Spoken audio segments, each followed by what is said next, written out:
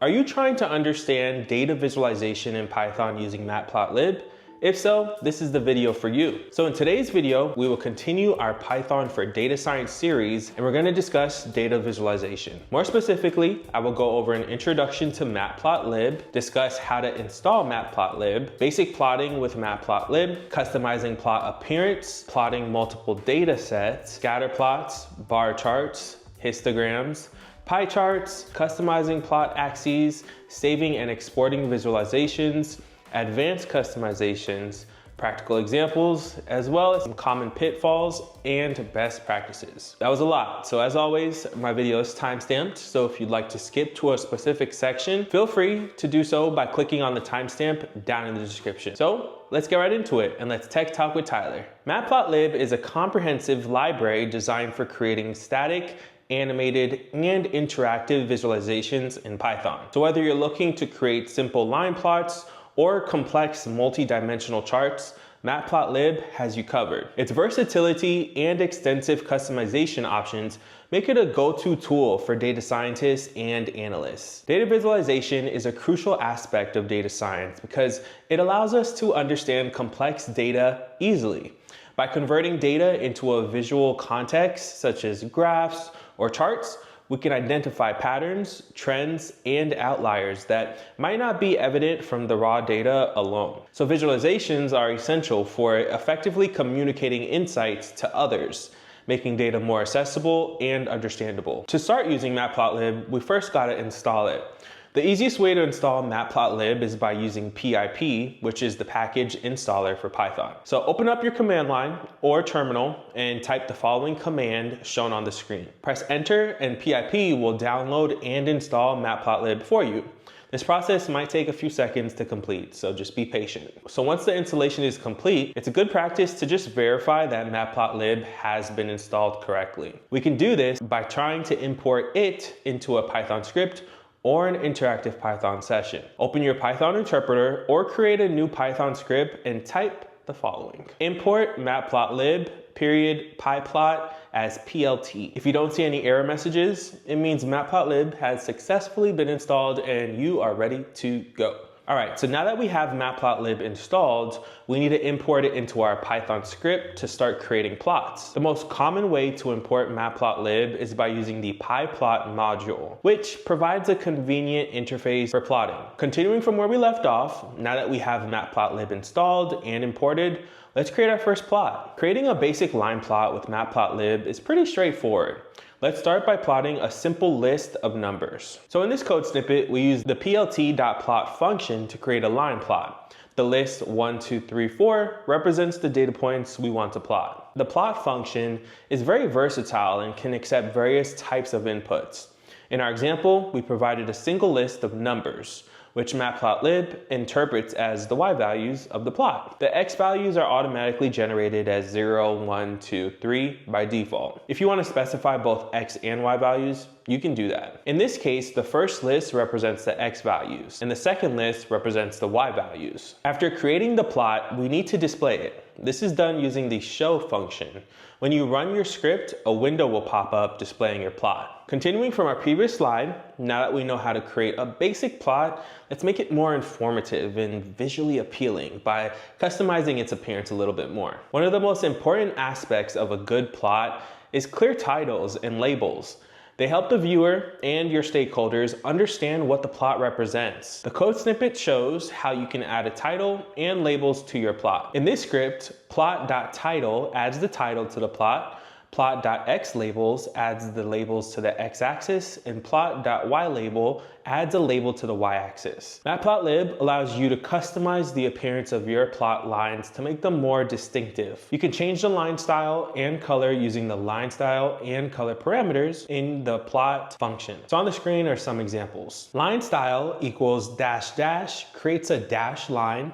Line style equals dash period creates a dash dot line. Line style equals colon creates a dotted line. The color equals R, G, and B will set the line color to red, green, and blue respectively. And when you have multiple lines on the same plot, it's helpful to add a legend to differentiate between them. Here's how you can do that. So in the third code snippet example, we use a label parameter to specify the label for each line.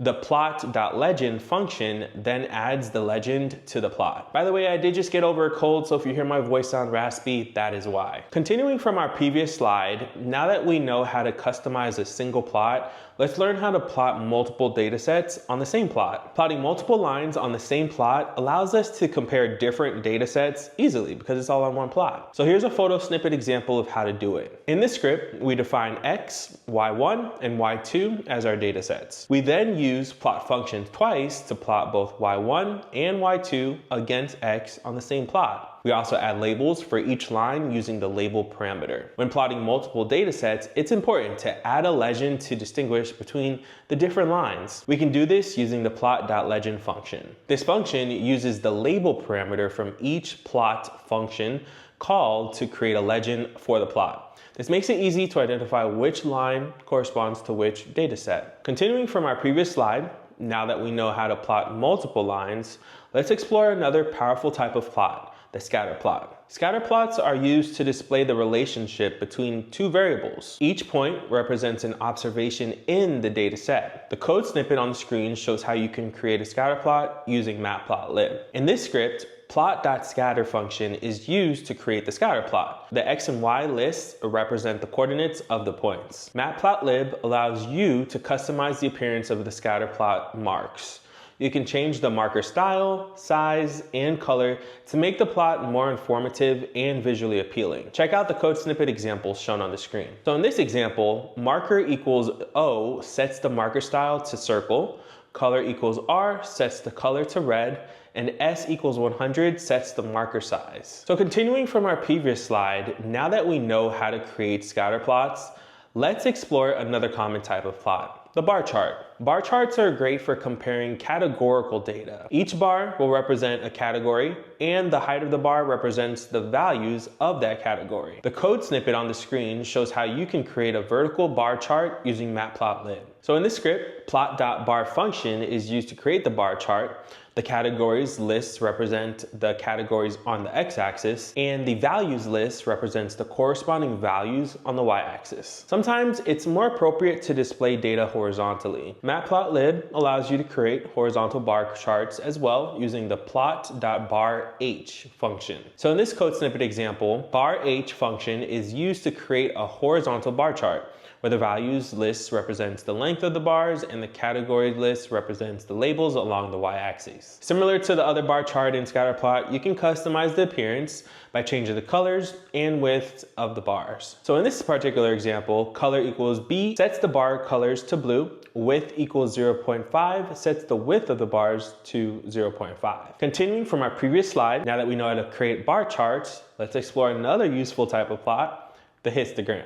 Histograms are used to display the distribution of a data set. They show the frequency of data points within certain ranges, called bins. Here's how you can create a histogram using Matplotlib as shown in the code snippet on the screen. So in this script, plot.hist is used to create the histogram. The data list represents the data set, and the bins parameter specifies the number of bins. You can set it to whatever you want, 5, 10, 15. The number of bins can greatly affect the appearance and interpretation of a histogram. You can adjust the number of bins to get a more detailed view or more generalized view of the data distribution. It's totally up to you. You could have it set at 5, 50, 100. So in this example, the histogram will have 10 bins, providing a more detailed view of the data distribution. You can customize the appearance of histograms as well, like any other visualization, changing the colors and adding edge colors to the bin. So in this example, color equals G sets the bin color to green, edge color equals black, adds a little black edge color to each bin, making them more distinct. Continuing from our previous slide, now that we know how to create histograms,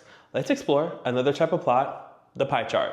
Pie charts are useful for displaying proportional data, showing how different parts make up the whole. Here's how to create a pie chart using Matplotlib. So in this script, plot.pie function is used to create the pie chart. The sizes list represents the size of each slice, and the labels list represents the labels for each slice. Per usual, the appearance can be customized by changing the colors and adding percentage labels as shown in the code snippet. So in this example, colors sets the colors of the slices, Auto PCT adds percentage labels to the slices, formatting to one decimal place. Adding a legend to a pie chart can help clarify what each slice represents, so it's useful. Adding this legend is done by using the legend function and inserting the parameter that serves as the legend. Continuing from our previous slide, now that we know how to create a pie chart, let's learn how to customize the axes of our plots for better presentation. So adjusting the axes helps focus on specific parts of the data